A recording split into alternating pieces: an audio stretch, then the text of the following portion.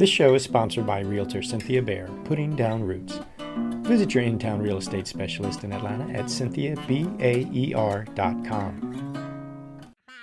You are now tuned in to the Good Gracious Show. Welcome.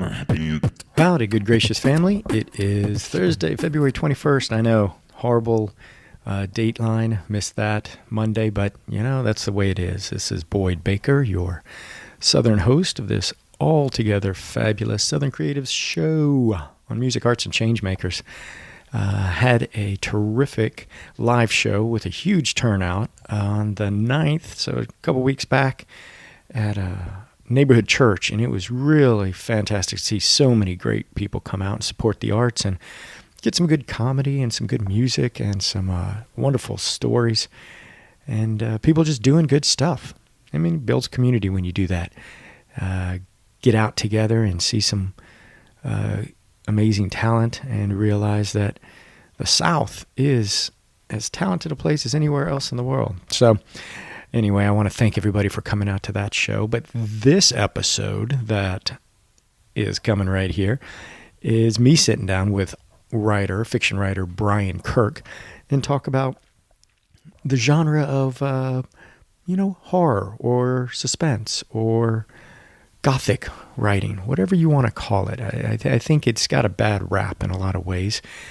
We all kind of enjoy being scared. You know, you think about sitting around the campfire telling ghost stories, Halloween, and it's just, he's got an interesting take and very creative mind, and it's fascinating to hear about his latest book called Will Haunt You that I've got to check out now. I'm not much of a fiction reader, but he definitely put me into that category. So I am going to follow up, and I think you should too.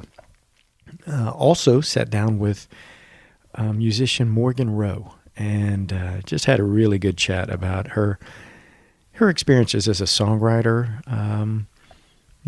making her way and plying her craft, and the ups and downs, as well as a pretty hilarious run-in with Amy Ray of the Indigo Girls that you're just going to have to listen to. So anyway, that is it for this episode. I hope you enjoy.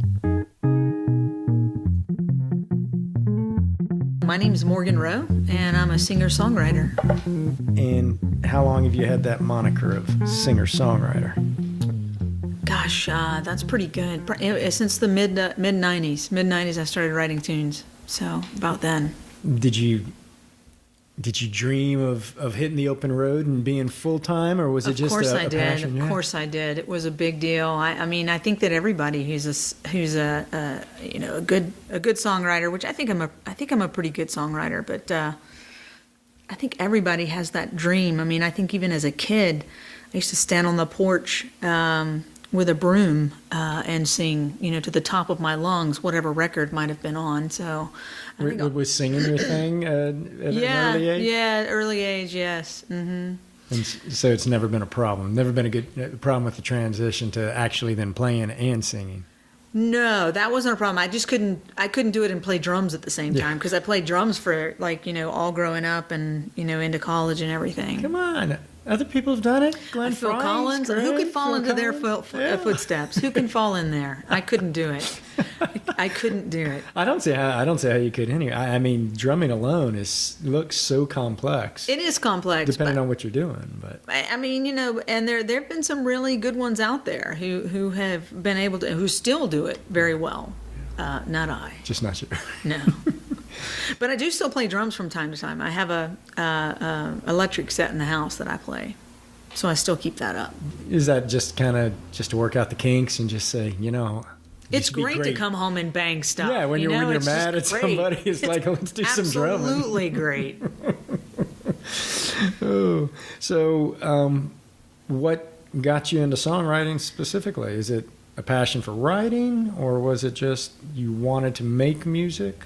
It's a passion for writing. I think I grew up, in school writing poetry, and I actually really enjoyed that a lot. I enjoyed a lot of that, and I think it just evolved into songs. The transition once I got the guitar became pretty easy to put a story down. And most of my songs are stories. I mean, they're not just random sentences that have been put down there. It's actually a thread that's going through. And do you, when you write, do you usually write words first and then worry music later, or? Pretty much the very first part of a song goes down words only.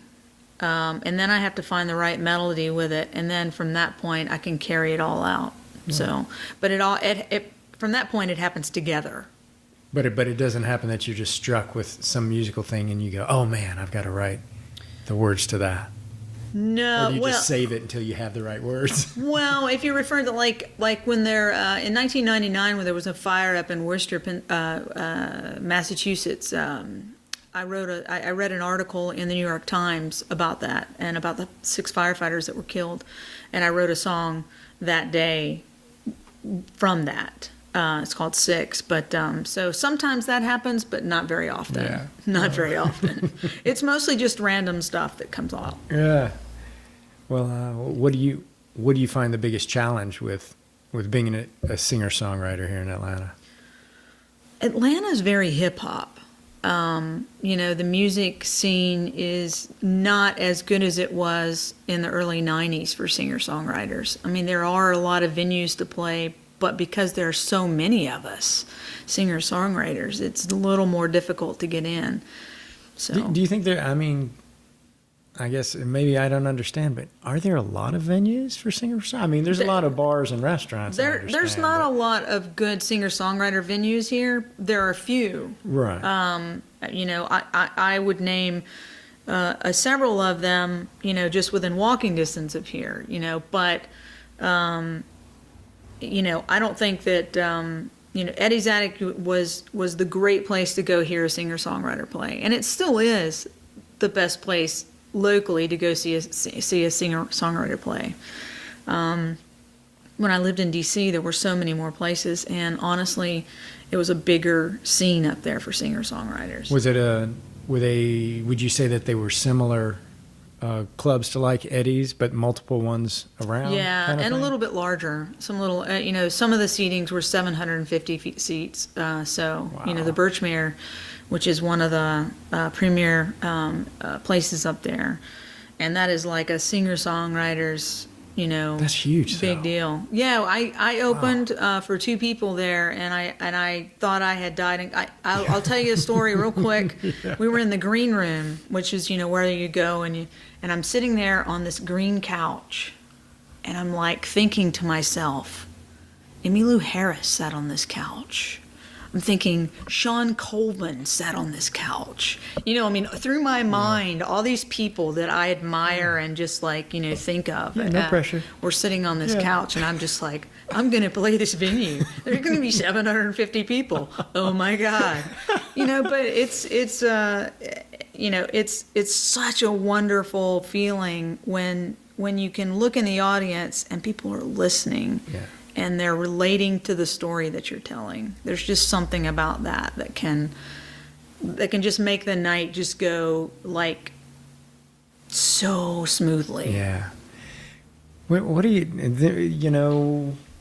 think if you had your magic wand with you that you could do to improve that singer-songwriter environment, in Atlanta? And do you think there's anything? I think that what would be really good, a lot of songwriters in the round kind of things are really, really wonderful for a singer-songwriter. And you don't have to be a touring singer-songwriter, And I think if we had more venues that we did those things, like I just played a show in Montgomery, Alabama, the Cloverdale Playhouse, and it's a really wonderful old church that they made into a place where you can go hear live music, or they do theater. But people come there to hear the songwriters. They have that specific night every month and people come to hear that. And I think if that happened here, if we had something like that here, it would be very, very well received. I just think it would. Yeah, yeah, yeah. It feels like, you know, I get to talk to a lot of musicians, and lucky me, but I also hear the challenges, you know, as if they're trying to be a working musician and trying to pay the bills and trying to build an audience and Absolutely. a career. It can be tough to find the bits and pieces that you have to put together here. Yeah, and I've had so many stops and starts with regards to family, or, you know, I fell and broke my thumb and had to have major surgery on my thumb, and I didn't think I was going to be able to play guitar again. And, you know, that was a big deal for me. I mean, it took a year for me to be able to actually play guitar again, and I thought I was going to have to go back to playing drums again without singing. Yeah. But, you know, I think for me, yeah, I'd love to make it. Still, I'd love to make it. I'd love to open for anybody. You know, I'd love to go on tour and open for somebody. I don't necessarily need to be that headlining tour anymore, but I would really love that opportunity to do it. And I think that's one of my main goals, is to have that kind of show. That would be really amazing. Yeah. Well, what do you have planned for this year? Anything scribbled out or structured out, or? Well, you know, I have another Eddie's Attic show on the 22nd of February. That's another tribute show. I did a show in December that was an Indigo Girls tribute, and I did cover songs of them.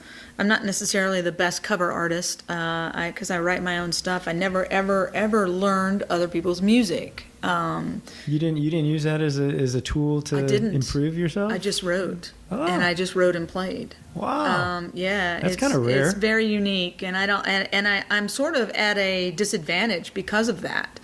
So now it's like a scramble to learn other people's Yeah. songs, you know, whenever this comes about. So I'm playing, I'm doing some Emmylou Harris songs, but I'm going to have my drummer and my keyboard player played with me, so that'll be a lot of fun. And, you know, I'm just trying to get some local shows and maybe some not so far away, like up in Charlotte. I'd love to be able to.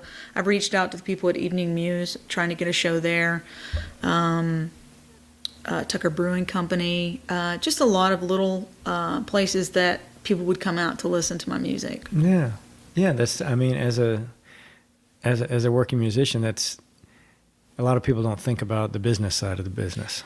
Yeah, and it's funny because, you know, when you play in a band, and I have these musicians that play with me, and I'd love for one of them to do something. You know, love you guys, but you know they're not the best at trying to find a show or anything. So Yeah. it's the writing, everything's all up to me. But yes, I'm going to look for the show too. Right, So, right. But that's the way it's always been. You know, I think Yeah. it's always been that way. Yeah. Well, And I don't have an agent. I do this on my own, and I don't know that I would necessarily want an agent at this point. right. But to have somebody who just took care of the booking for you, that wouldn't be such a horrible thing. That would be very nice. You're right about that. Yeah, I could release those reins for sure. Yeah, yeah. Well, it gives you more headspace to focus on, you know, It what you want to does. focus on. It does. Yeah. And I need to finish some songs. I have 3 or 4 new songs that I just haven't been able to finish yet. And part of that is, you know, life stuff, taking care of my dad, whatever, you know, and the headspace that puts you in doesn't exactly put you in a very happy songwriting space. Right. So- Well, and so you need the decompression time then to be able to get into the right Exactly, space. exactly. And then the whole thing starts over again. Right. So I usually plan a weekend in the mountains, and it just take my guitar and the dogs and no one and my guitar and Just get try to around. write and try to do something. So I try to do that occasionally. Yeah. Well, when you look back on maybe some of the folks that gave you inspiration, or that, or even today that you look at, and who do you kind of look up to, or who do you think is doing something really interesting? You know, I think Brandi Carlile is just really. I mean, she's done so well, and she's doing it right. Like, she's just doing it. And I admire her. I admire her songwriting. guitar playing, musicianship totally in the band, but just admire her as a musician and what she's done. Because I saw her when she was opening for people, you know. Yeah, I remember when she first came out, and I was Exactly. listening to it, and then because our music is so stratified in weird ways that you can just lose track of an artist. Right. And then I see her name on these top lists this past year, and I was like, well, I knew she was working, but okay. She's definitely doing well, and it's just it's something to look up to for me personally. It is. Yeah. I don't know her at all. Yeah. What is it about her style or about her music that her kind of songwriting? resonates? I just think that she writes a song that is not just words, you know, on the page. There's stories there. I'm a, you know, just like Toad the Wet Sprocket or, you know, Glenn Phillips. He's a guy who writes songs that are about something, you know, and the listener can either choose to actually hear everything that songwriter's saying or just bits and pieces of it, but at least the story's getting told, you know. And I think that Brandy does that so well. Yeah, it's a good model to have. Yeah. And I mean, she and Glenn Phillips would probably be my two top people that I look up to. So you wouldn't mind opening for either one of those, what I'm hearing? Would I not mind opening for them? No, I would definitely not mind opening. I can tell you a funny story I was playing a show up at Crimson Moon, and I get off the stage. It was one of those 3-act nights kind of thing, and I was like the middle act, and I get off stage and I'm sitting down at a table drinking a beer. You know, I'm just going to enjoy the next act. And this woman comes up to me and she kneels down beside me, and I realize it's Amy Ray. And in my mind, I'm going, oh my God, Amy Ray sitting beside me. And so, you know, she goes, I really liked your set. You were really great. And all I could say was, thanks a lot. And she goes, do you know who I am? And I went, yes, I do. I mean, my body and my mind could not get together on it. So Just like in some comedy movie you've seen where they're just going yammy. For real. So I think that could have been my big break. And just in a nanosecond, that was gone. So it's a funny story I can tell now, but that was like, now I think back at it and like go, God, Morgan, seriously. You could have opened for the Indigo Girls like 10 years ago, and look at you now. So life lessons, right? For sure. Next time, don't get caught up in your head. Yeah. You know, kind of just let it go and then have a conversation with this person. Conversation's good. Yeah. Well, and I think it's hard to, a lot of times, because we do idolize the people we see on stage, whether they're an actor or whether it's a musician. Sure. Or anything. And majority of the time, they don't have that same feeling. Yeah. You know, they're just everyday person. Right. And yeah. they really have trouble realizing the impact they have and how to get a normal conversation out of someone. Absolutely. No doubt about that. Man, no doubt. That is funny. Well, if people want to find out where you're playing or check your schedule, see what's going on, what's the best way for them to do that? Morgan Rowe Band on Facebook or Morgan Rowe. And that's with an E. Yes, it is. Morgan Rowe with an E. You know, I do have a Reverb Nation website. I'm not the best at, in fact, I don't even know if I know my password to it anymore. So many passwords, so little time to remember it all. Yeah. But I do have that as well, but and stuff on iTunes. But yeah, that's the Morgan Rowe Band. I usually, if there's going to be a show coming up, it's posted on Morgan Rowe Band or Morgan Rowe. Cool. So. Well, thanks for coming in. I appreciate it. Absolutely. Thanks for having me. Appreciate it. And the next one is a brand new song that is not, I don't know if it's on the brown, brown paper bag that I gave you, basically. But it's called Fireflies.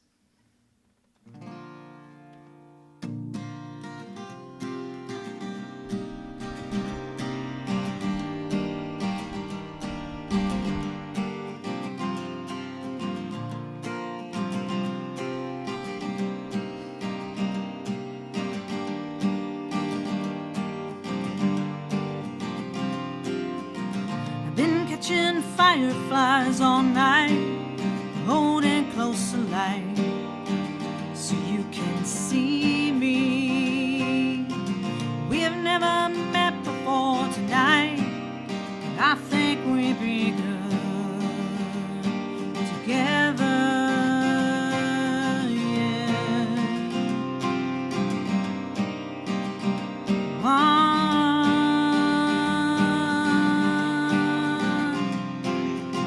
Sometimes it never seems to fail, and I can't find the words when I need them. So I just stand across this floor, this time stand still when I see you. So won't you take a chance on me? Won't you take a chance?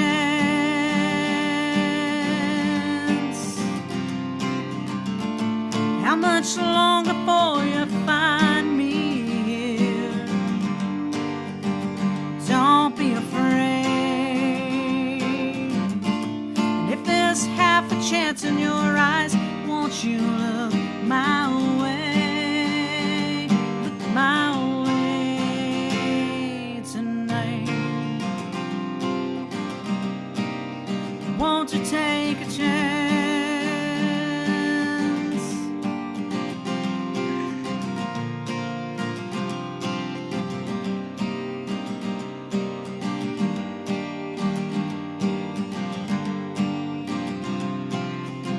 Sometimes it never seems to fail, and I can't find the words when I need them. So I just stand across this floor, it's time to stand still when I see you. So won't you take a chance on me? Won't you take a chance?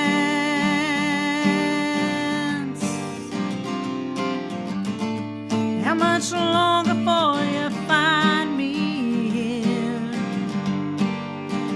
Don't be afraid. If there's half a chance in your eyes, won't you look my way? Look my way tonight. Won't you take a chance?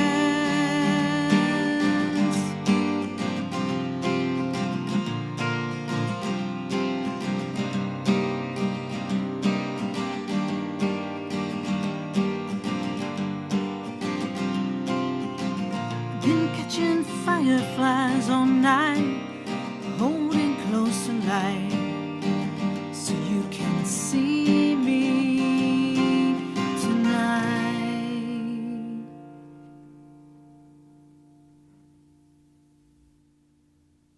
So my name is Brian Kirk. I'm primarily an author of horror fiction.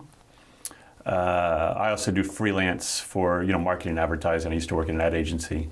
I had my debut novel come out in 2015, a novel called We Are Monsters, which was nominated for a Bram Stoker Award. And the field of horror fiction is rather small, but the Bram Stoker Award is kind of like the Oscars. That's what you want. Yeah, of horror fiction. It's funny. So they actually have a separate category for first novel.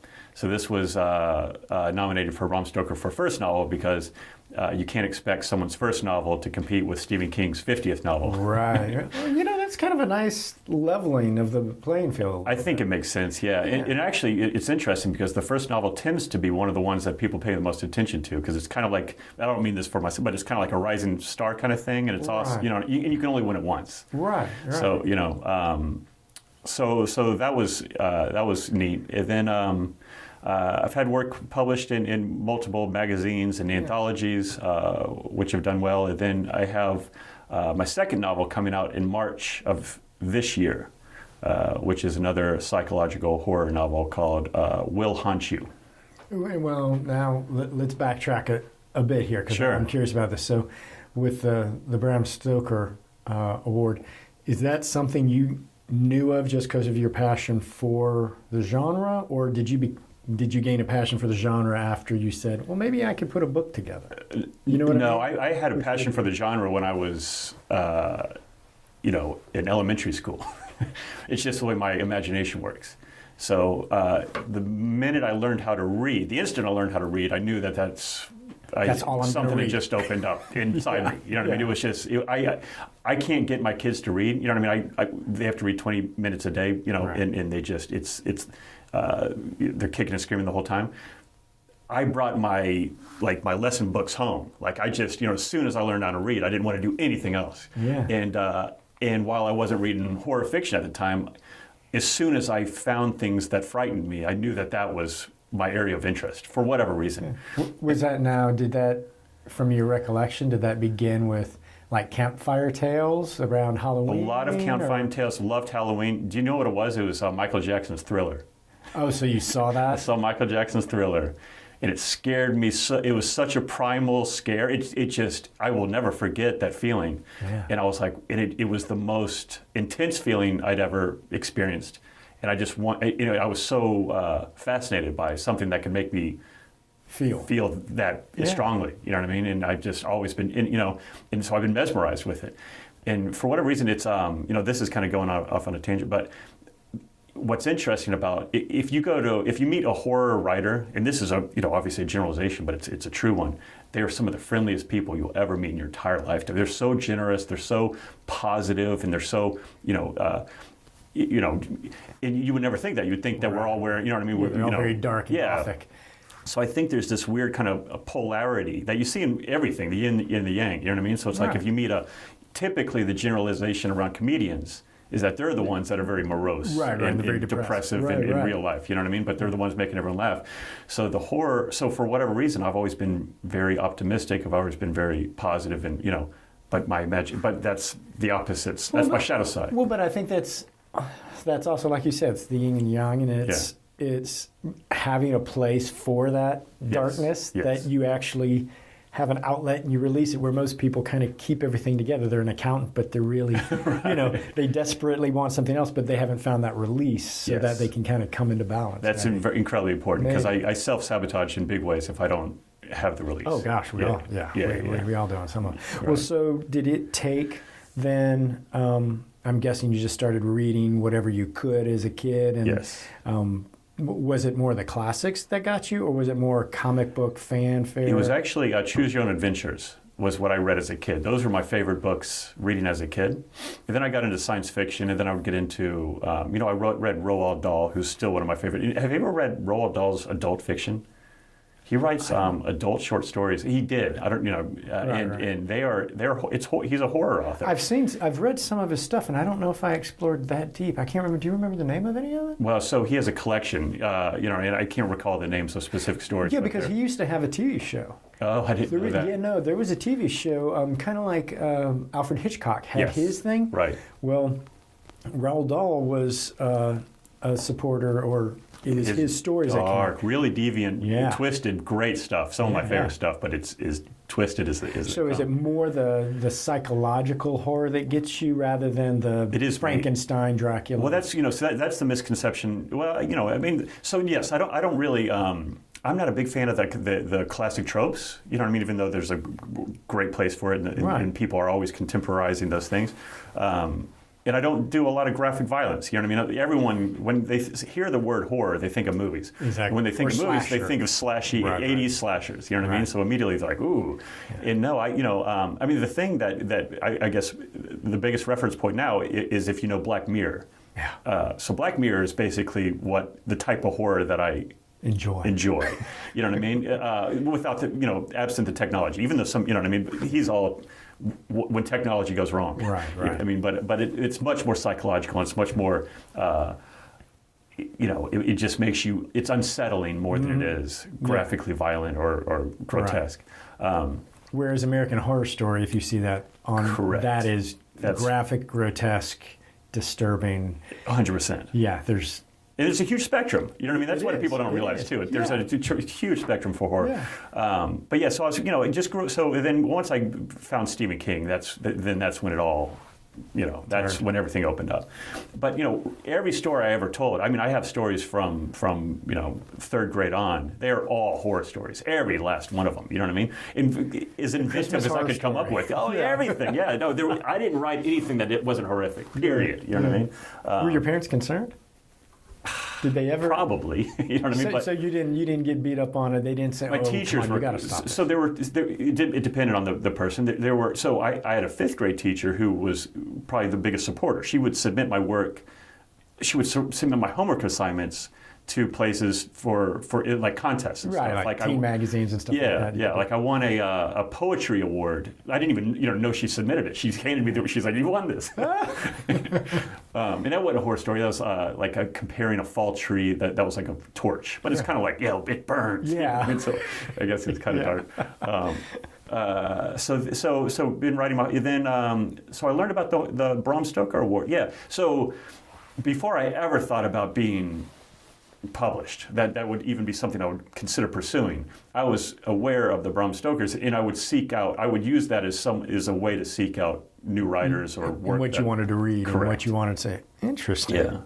So then when did you actually have the gumption to bring it out, to say, I'm a writer? Was it while you were working and on the side you it was while I was self-sabotaging during my It's your day career. job. Yeah, exactly. Yeah. Yeah, because something it had always been my calling. It had always been my passion, and I just thought it was a frivolous pursuit. That was, what I mean. Like you have these silly dreams, but then there's the reality of your life. Right. And so went to college knowing that I needed to pursue a career and try to find a career that would appeal to my creative interest as best I could find. You know what I mean? So I found that in advertising, and then went down that path. And So you didn't even consider in college creative writing? I did. I took creative writing courses, but those again, were on it was the side. Yeah, it was just to fill in a credit. Right. I'd like to do. This would be an easy. Yeah, that would be an easy one. Yeah, I'll boost my GPA with that one. Yeah. That's interesting. So when did you? I was at the agency, and I was just dying inside. I mean, and everything, it was just crying to come out, and so, but I still was resisting it. I was like, well, maybe I'll become a journalist. I mean, what can I realistically do that's going to satisfy my writing urge? Right. But still make money, make a living. Right. Yeah. And I can't, I was just talking about it. And I was trying to come up with all these solutions, and someone's like, well, what do you want to do? I was like, well, I want to write horror stories. They're like, well, just write horror stories. And you don't remember who that was? I think it was multiple people, probably. You know what I mean? It was a multitude of people. But so I was like, all right. So I actually took a course at Emory, like, just to kind of get the fundamentals of writing, just to kind of, motivate me. And that got me in the habit of writing, because I had to write stories for that. And then that I carried that momentum forward. Actually, the first story I wrote for that class was the first story I ever got published. Wow. Was that because you said, well, I might as well submit it, or did you ask your No, well, that was instructor? kind of the process was, part of the class, it was how to get a story published, basically. So it was kind of, taking you from, how to get an idea on the page, how to edit that page, that work to make it as good as it can be, and then what to do with it from there. So it was officially, the class actually did what it said it would do. It actually did. Yeah, it did for me. That doesn't happen a lot. For me. You don't hear that stuff. Well, a lot of people that go to these classes, they don't do the work either. Right, you know what I mean? If you're not going to do the work. Yeah. It was my wife who actually, now this isn't where I got it published, but she was the one that actually introduced me to these outlets, because I got a great wife. Yeah. And she was like, she knew what I wanted to do, and I hadn't taken it to the next step of where can I send this stuff. And she actually got me a subscription to one of the premier magazines that's publishing short horror fiction. And then that was what led me down the path of finding, just figuring out the market. Yeah. And did you do this as a side hustle? Absolutely. Yeah, I did a whole side. So yes. So I got 3 short stories published while I was working completely full time. And then I made the decision to resign, but I knew I couldn't just resign and write fiction because you know. You go freelance. That's what So we that's call what it. I did. You go freelance. So I the side hustle was building my freelance business up so I was moonlighting as a freelancer while working full time as the agent at the agency while writing short stories. Right. And then I was able to get rid of the full time job, and now I split my day in half, where half the day is freelance and half the day is fiction. And how long you been doing that? For 9 years. So you almost have it right. You almost, Right. 10 years is kind of that mark. Yeah, I I think know, for a right? lot of people. Well, I used to say, 5 years is graduating. Yeah. I mean, and then, so I feel like I'm in a good place. I'd like to do fiction full time. There's not enough money and I have ideas on how to do that, you know what I mean? But truthfully, that would be more through self-publishing than it will through traditional publishing. Right, which wasn't an option as much 10 years ago either. So, I mean, I think it's a wonderful time to be alive with technology, and it's a horrible time to be alive with technology. Correct. Yeah, we live on both ends of that Yes. spectrum these days. Yeah, I've actually been thinking a lot about that. Yeah, and because there's a lot of horror just waiting. Well, it's actually out there right now. Well, there is. Yeah, I mean, so, the social media, especially as kind of like a mid-list / indie publisher, you know what I mean? Mm-hmm. It's a great marketing outlet, but at a tremendous cost. So that can be a whole job on its own. a whole job, and it can be, it's just, and it's depressing. Yes. I don't think it's good for our mental. Well, that's why it used to be. It was a little more. It was more tolerable when you actually paid somebody to do that by running an ad in their paper, by having them take care of it. And when you're doing independent, you have to do all your own stuff. Yes. And actually, from the folks I talk to, even if you're with an imprint, you're still doing your own stuff. 100%. It's not the good old days. No. For music, film, print, anything that they don't expect you to bring the audience and to do all the heavy lifting. Do it 100%. Yeah, I'll just come out. So I'm with a traditional publisher right now. I have 2 books coming out through them this year, but my second book will be the last one I traditionally publish for the foreseeable future, just because so back in the day, the reason you needed a traditional publisher is because printing was unaffordable. And now it's helpful to legitimize your work, you know what I mean? And not to say that self-published work is illegitimate at all, you know what I mean? But it's such a cluttered environment, it's very difficult to break through. So to have someone kind of validate your work and you know what I mean, at least in the eyes of kind of the promoters, you know what I mean, is helpful. Then you can kind of build up an audience, and then you can hopefully take that audience with you when you go. But I mean, these publishers take 90% of earnings, and all they do is basically load it. Yeah. You know what I mean? Yeah. These days, you're not really setting cold type. No. It's not like you're really doing a whole lot of labor. Right. It's going through a digital process. Yes. So it's hard to see what. Yeah, it's hard. Well, so do you? I'm assuming you've talked to others and you've been doing the research on the self-publishing. And what do you see as the biggest challenge? Other than having to be responsible for it all on your own. I'm learning about it right now. So what's interesting is, I go to these conventions, these industry conventions, and I'll be on panels, and we'll talk about various things. In the last one I went to, and this is becoming more and more prevalent, is so everyone wants to talk about traditional versus indie publishing. It's just the hot topic for whatever, it always comes up, and whenever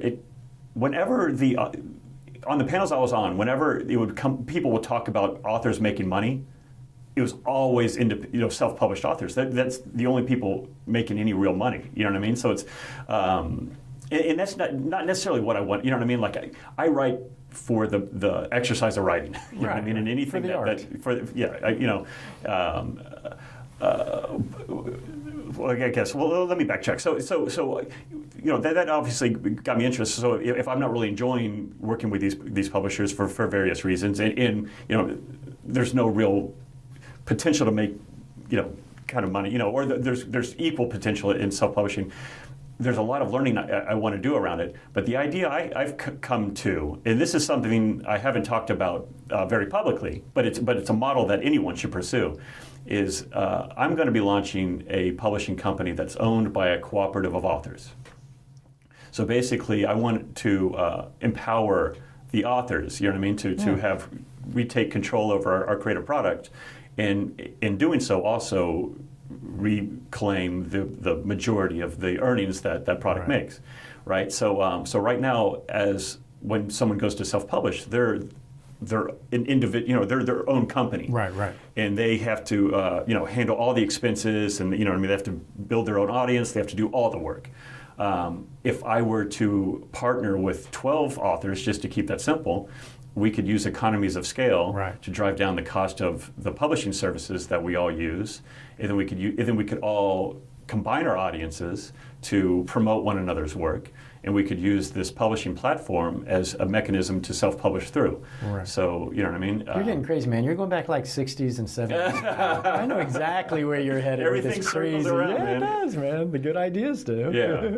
How long they last is the big challenge, right? Right. So I'm in the very early stages of putting this plan in action. Yeah. Well, that's great, though, because then nobody suffers alone. You know? No one, yeah. And there's a lot to that, as we were talking about earlier, you know, as writers, being a very solitary lifestyle and sometimes very insular, even with your craft and with the business of it. So, you know, you mentioned going to conferences. Do you seek out conferences that focus on fiction or horror fiction, or do you do any kind of writers' conferences? I specifically horror fiction. Yeah. Is that those are the only ones you go to? It's not like I would exclude the other ones, but currently they're the only ones I go to. And how many are there? There are many, but there are, you know, so like regionally, locally. No, nationally. Yeah, they're all over. So there are several large ones. Like the main one that I go to is called StokerCon, which is the one that hosts does the Bram Stoker Award ceremony. Right. They have and it's mostly a writing or an author. It's mostly a professional convention. So there's not much of a fan. Most of the ones I go to are professional conventions and not fan. Like Dragon Con here in town is a huge fan convention. You know what I mean? It's a little bit more sci-fi and fantasy, but it definitely has horror as well. Yeah. And really, so the reason I went to my first one, and I didn't realize that, I thought this was the reason, but it ended up being was to pitch my novel. So they'll have these pitch sessions. You were talking about Broadleaf, they do it as well, where they'll bring in editors for public, acquisition editors, and they'll bring in literary agents, and you have 5 to 10 minutes to make sit your down. case. It's Your a Shark speed Tank. date. Yeah. And so the first one I went to, I flew to Portland, Oregon, to go to the StokerCon. At the time, it was called World Horror Convention, to pitch a very specific editor who ended up buying that first book and who I'm still working with today. So I went cross country for a 10-minute meeting. But what I didn't realize at the time, which is I found my family. Right. You know what I mean? Yeah. It's your summer camp. That's source. my tribe. Yeah, these are the people I didn't know existed. Yeah. You know what I mean? So that's what it is all about. It's being with your second family. So does StokerCon move around the country? It does. It does? Yeah, this year it's in Detroit. And how many others are there like that, or at the same level? I don't even know where they. It's hard to say because they have different kind of audiences and different, and there's different slices of the genre. Like so, there's one called Bizarro Con, which is about bizarro fiction and kind of way out there stuff. There's thriller, which is more on the thriller side. There's one called Scares That Care, which is charitable. Everything goes to charity. There's this one that I go to called Camp Nikon, which embodies a very camp atmosphere, in that everyone bunks together and everyone has communal meals. Yeah, communal meals and everything else. And they have huge guests like Neil Gaiman, who's a really popular author. Joe Hill, who was Stephen King's son. They have A-list guests. Do they do it at a campsite or at a resort of some sort? They used to be on a campus, but now it's at like a literally like a flea motel. It's like a really low rent motel. Yeah. You know what I mean? And everyone, it has like a quad, has like a little communal area, and everyone just hangs out like 4 a.m. But yeah, everyone, there's no walls. You know what I mean? It's just everyone's on the same level. That is pretty. It is fascinating. I mean, that's the thing that. Your fascination with horror had no concept that world existed out there before you went to that first. I mean, that's the pivot point for your life on some level. Big time. I'm sure. And you wonder, had you not, how long would it have taken you to... I wouldn't have. No. You don't think so? No, there's no way. There's no way. It really isn't. I'll tell you. You Well, have especially no with faith in yourself, Brian. Yeah, Come maybe, on, man. no, okay, you're right. You know what? I would have found a way. I would have definitely found a way. You wouldn't have. So the reason I said that is because this particular editor, it's an editor by the name Don DiAria, and he's kind of the godfather of horror editors, kind of. You know what I mean? He used to run. So I won't get into the weeds of the history, but he just doesn't. He has stacks of manuscripts stacked to his ceiling. You know what I mean? He gets who knows how many he gets. And from what I can tell, he doesn't have time to just randomly pick up stuff. So I think you really have to get in front have of a him. meeting with him. Yeah. You got to figure. I mean, for any good publisher or editor, they're getting just deluged with manuscripts, and you know. And I think a lot of public, especially in the field of horror, they have so few slots. You know what I mean? They're maybe putting out. I mean, a real prolific publisher is putting out 36 titles a year. You know what I mean? Like, I think a good number is probably 20. 2 titles a month is good. Yeah. That's 24. And they already have people they're working. They already have their stable. Right. So they're maybe taking a chance. Yeah. On one new person, at best a year. Yeah. You know what I mean? So how are you going to? You know what I mean? Like, you can't just send an email and hope that's going to happen. But isn't that interesting? Because you think about where we are today, that horror, in the broadest sense of the genre, has become very popular. Yes. Right? I mean, well, yeah. I mean, film is what can drive other things as well. But, you think about it 10 years ago, 15 years ago, if you had said you were going to drag encounter something, you would have been an outlier. You would have been a freak. Right. Now, freaks are normal. Yes. And so, but horror in the same sense, especially in the mass media, is, there's another horror. It used to be a horror movie once a year was a big deal. Yes. Now, if you're not getting a new one every other week, what's wrong? Yes, it's a little bit of a bubble, but it's always going to be there. Horror's always been there, right? You know what I mean? Like the original, I think, from the beginning of time. You know what I mean? The campfire stories, they weren't like rainbow stories. You know what I mean? They were, because it bonds people. You know what I mean? You sit around, and you needed to kind of bond with your community, so you scare each other because that brings you closer together. It's in us. It's part of our fabric. It's always going to exist. I'm so happy to see horror as popular as it is in film and through streaming services, and I'm excited to see good horror. I think the only good, I'm biased, but an argument can be made that the most original work being produced in film right now are horror. You know what I mean? It's everything else is a remake. Yeah. Or it's a reboot. Or a reboot. You know what I mean? The really innovative work is being done in the horror, and people are. So there was this. They don't even want to call it horror though. Like I don't know if you saw. There was a movie called Get Out. Oh yeah. So that was nominated for like an Oscar or something like that, but they nominated it as a comedy. They were pitching it as a comedy. As a comedy, yeah. So horror is always a bad word. Is still a bad word when it comes to the gatekeepers and well, because like you said, it's not a fair dissemination of all that it encompasses. Right. And that one word brings to people's minds Dracula slasher films. It does. Instead of saying psychological horror or thriller or however you do it. But yeah, I still remember when they pitched Leaving Las Vegas with Nicolas Cage years ago, the promos, it was a comedy. It was literally in the advertisements. It's so depressing. And if you ever saw Leaving Las Vegas, I think I went into it expecting it to be funny, actually. Right, because they threw the marketing dollars at that. And I'm sure that's how they got people in. And then they said, well, it's a really powerful movie, but there's no way that it even... You're not chuckling. No, there's no chuckling. But, you're right. And what Peele's done with that, and now he's got his follow-up film that's going to drop. Or We. It's, he's not officially horror because the second one I think is going to be more. Oh, it's blatant. It's yeah, full bore. this one's looking at much more. So the cat's out of the bag now. But he made a great, he had a great opening. That's funny too, because I went through the whole. I had a literary agent. I did all that thing, and we parted ways. But yeah, it's all. You can't call it horror. Right. You have to call it literary suspense, or you know what I mean, or dark. Right. You know what I mean? There's all these like little code words that you use to sneak it through. But, exactly. But in the end, you end up under the same umbrella. Yeah, and that's where that's why I kind of want to why I'm attracted to going independent, because I can chart my own path. You know what I mean? I don't have to I don't have to use that lingo. I don't have to follow those rules. I don't have to. You know what I mean? I don't have to. Pretend I'm something I'm not.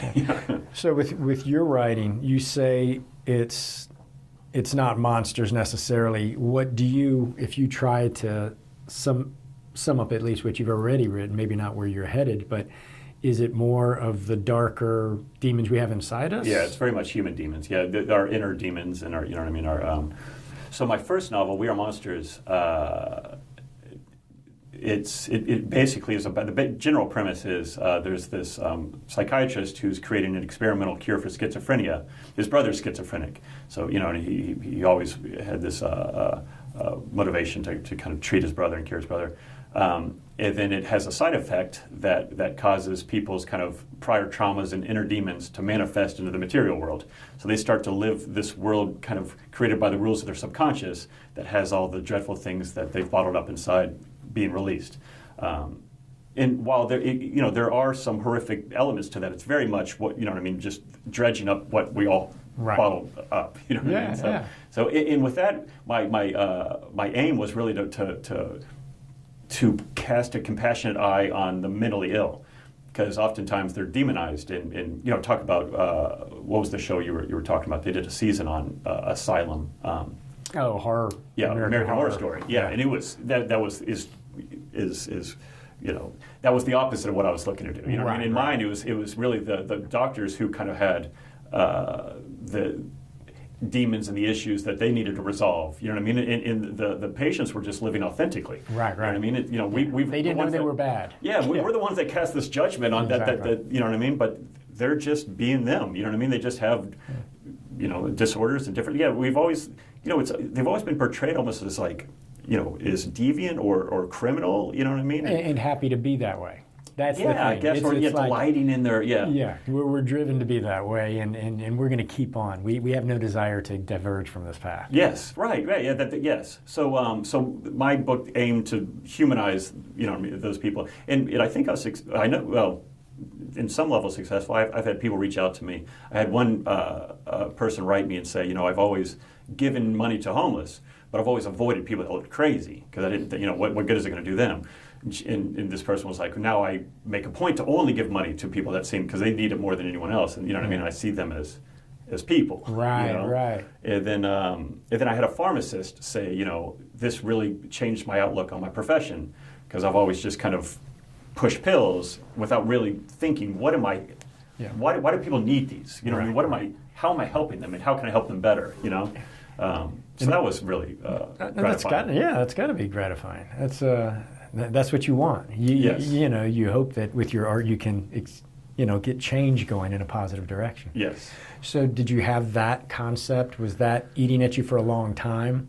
It wasn't. No, So I have. I have OCD. You know what I mean. So I understand mental illness. You know what I mean. And I'm very sympathetic to people. So it's an area of interest of mine, and what I mean, and it's personal to me. And just for those who may not know, what exactly do you consider your OCD, or how does that manifest? Yeah, so in a couple of ways. One, I have kind of like a borderline Tourette's, that I've always had like uncontrollable tics that manifest in various ways and have like morphed throughout my lifetime, but they're always persistent.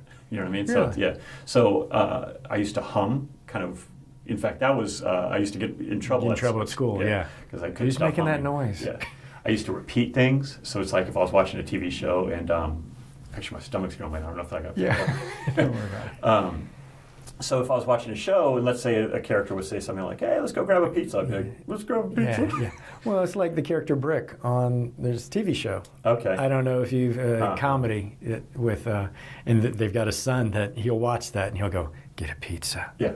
That's just what he would do. I would just repeat the throughout last the line day. I heard. I couldn't control it. I blink. I have physical tics. So anyway, that's a spectrum on the OCD. But mine, I don't have I don't need to wash my hands or I don't have cleanliness but I have in constant thought loops that I can't escape, that are just all the time. The muses, they're stuck in your head. I guess, yeah. That's what I actually posted about something the other day. I just wish it was a friendly, you know what I mean? For whatever reason, OCD isn't a very friendly companion. You know what I mean? It's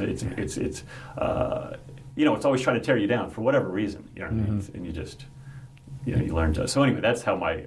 I gotcha. That's my OCD. So that being said, and I took you off your path of how you were saying how these stories either just came to you, because I think a lot of times you find an artist's first creation oftentimes can be their only creation, Yes. or their most popular, and sometimes it's because it was so personal. They lived with it for so many years, and then when they had to recreate that, it's hard to get that dynamic going Right. again. Yes. But that wasn't your. I always have a trunk of ideas. You know what I mean? So it's You've got like 5 projects working at the same time. I never do that. One at a time, but I always have a backlist of, you know what I mean? Those may something may jump in, to Bits and pieces come into different right. projects. Yeah, but I'm fortunate that I always have ideas popping up. It wasn't like that had been burning inside for my whole life, and I was like, I'm finally going to tackle that hill. You know what I mean? I was like, I really want to write a book. What should I write about? And it was like, ding! I was like, that's great. Yeah. And how long did it take you to write? A year. That's not bad.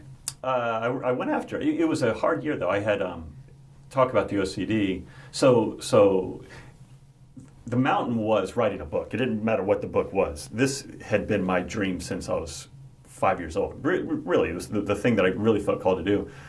And I said, I resigned from my job. I did, I did all this stuff. I got into a writing routine. I was cranking out, 2 short stories a month. You know what I mean? I was really in this rhythm. I was trying to get everything perfect so that when I wrote this book, I'd be at my peak of ability.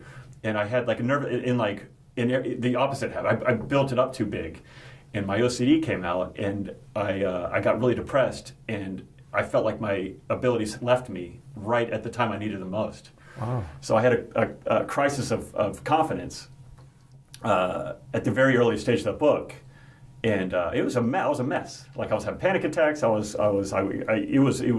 probably the most traumatic period of time of my life. And I finally had the realization. I was like, you know what? Well, I'm not going to quit writing. So I guess maybe I'm going to write. This might be a bad book, but it won't be the first bad book to be written. Yeah, there's some solace in that. Yeah, so I was like, just write a bad book. Right. You know what I mean? And you got to write a lot of bad books to get a good book. Yeah. Some would say. And that was the beginning of my breakthrough, and I was able to kind of come through the other side, fortunately, because I kind of took the pressure off, Yeah. And then it was pretty bad, but all first drafts are bad. And then I made it better over time. Well, did you find writing the second book to be a simpler process? I mean, am I right? It's been about 3-4 years? So I've written 4 novels so far. I guess I finished my first book at the end of 2014, or around then. So in the last 5 years, I've written 4 books. That's pretty paced. Yeah, Man, you're cranking. I try and do one a year. You know what I mean? About so. Yeah. So yeah, it takes about a year to write, and then it may take about 3 months to edit. But part of that is sharing it with people and getting feedback and Right. And all that stuff. Well, and then people don't realize it a lot of times that once you get into depending on how you're publishing, if you're doing through a house, then you end up on a cycle that it may still be a year, 2 years before it even comes out. It's a year. It's a minimum of 12 months from the day you sign the contract to when you see it. Yeah, it's the book I have coming out in March. I signed the contract on that in January of 2017, I think, or no, I guess of 18. Yeah, so it'll be. So it's just a year plus. Yeah, a year plus. Man, that is crazy. So when you signed the contract, did you already have? I mean, did you pitched, or did you have to have the final? I had the final. You had the final, Yeah. and then they said, "Okay, we're in." Yeah, and this was actually I had the final. It was actually for a different publisher. So we were talking about Get Out. That's produced by a music studio called Blumhouse. Blumhouse is one of the biggest producers. They did like Paranormal Activity. Okay. They're the number one movie studio for horror fiction. And they, I don't know if it's still up, but they came up with a book line. And I was actually fortunate because of We Are Monsters. The acquisitions editor reached out to me and said, "Hey, do you have any other stuff? Right. Like we're buying books." Yeah. It's like, great. So the book, my second novel, is more of a sci-fi thriller. So what within what they're looking for. But I was like, hey, let me pitch to you some ideas. So I pitched 5 ideas. In the one I liked the best, I did write-ups for each one, but I went ahead and wrote 50 pages for the one I liked the best. I was like, I just want, to give them a flavor of what it is. Right. And he basically, they couldn't buy it, but he was like, yes, we're interested. I'm going to hook you up with my editor. I had a call with the editor. We got notes. Basically said, we want first right of refusal. Write this thing. And so I wrote it, and I came back, and the emails bounced. I'm like, what's going on? People had left. They gone into other places. Mm-hmm. You know what I mean? So it all worked out, though, because the editor for my first novel, that publishing house went down. And he, around this time, went somewhere else, and they just started going. So I just emailed him. I go, hey, what's going on? He's like, yeah, send me something. So I sent it to him. And people don't, I think a lot of artists, they don't realize that, businesses change, and it's not personal. Oh, yeah. They're not trying to, diminish your work, or they're not trying to ignore you. It's just that, that house closed, and stuff like that. Yeah, no, it's just people have jobs. Yeah, or they don't, Right. And somebody who loves your work gets fired, and then their replacement says, I'm not so hot on you. 100%. No, there was a dead end at that point. And what's with the Blumhouse thing, because they had the book and the music house, so I had done all these movie treatments, and I'd done all the thing, and I had it all spec You were ready. out. You had I had it the all whole going. franchise. Yeah. I'm like, this is a franchise. We're gonna roll this out, and blah blah blah. I get the bounce back. I'm like, all right, there goes all of that. Yeah. It's crazy. Well, so have you already scripted out I'm guessing you're already working on an annual book, and then do you do So projects? I have my second novel, which is actually my third written, coming out next. And then I just finished my fourth novel, which will be the first one I self-publish, and that will be underneath this new kind of cooperative umbrella. You know what I mean? And then my second written novel, I'd still like to publish, but so my second written novel is actually a sci-fi novel that integrates virtual reality into the story experience. So it's actually a hybrid between a book. Experiential. It's experiential, yes. So it's like there are scenes that take place in virtual worlds, and I want the reader to actually experience those scenes in the virtual world in which it takes place. So you read the book, and then you arrive at a scene, and then you get your VR on. Right. You get sucked into the scene, and you experience it in virtual worlds, and then so that's just complicated. Oh yeah. And I had a literary agent for that, and we realized how complicated it was. Then I realized, that they weren't going to be able to help me, and to be honest, traditional publishing isn't that interesting. So I'm going to have to figure that out separately. Well, if people want to, read your stuff or learn what's going on, what's the best way for them to do that? My website, briankirkblog.com. I'm also Facebook and Twitter, but maybe not for too much longer. We'll see. I kind of woke up with an epiphany this morning, actually, saying I don't know how much longer I'm going to be on that stuff. Wow. Well, thanks for coming in, man. I appreciate it. Thanks for having me. I really appreciate it. It's nice to meet you. Well, that's it for another Good Gracious episode. Tell me what you thought about it. Drop me an email or post on Facebook or whatever. You can find more episodes on our website, www.goodgracioushow.com. And you can follow us on Facebook and GG Show Atlanta, I believe, for Instagram and Twitter. But, planning on doing another show coming up real soon. But I also have some other pretty interesting projects that I'll share next week. I got to keep you on the hook a little bit more because I got to get all my ducks in a row. But some really good, fun, big stuff coming. And, this music that you've been hearing in between the segments, that's the amazing Alex Gordon Hi-Fi. Check out his stuff too, alexgordonhifi.com. And until next week, be a good neighbor, hug someone, and we'll see you soon.